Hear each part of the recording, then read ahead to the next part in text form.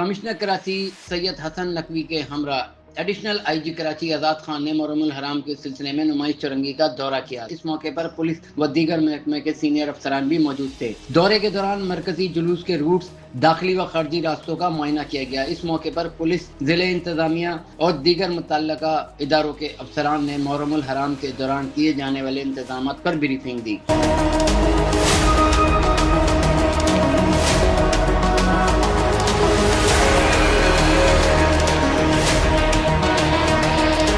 جلوس کے روٹس کی صفائی ستھرائی، اسٹریٹ لائٹ، پانی کی فراہمی اور دیگر سہولیات کا بھی جائزہ لیا گیا۔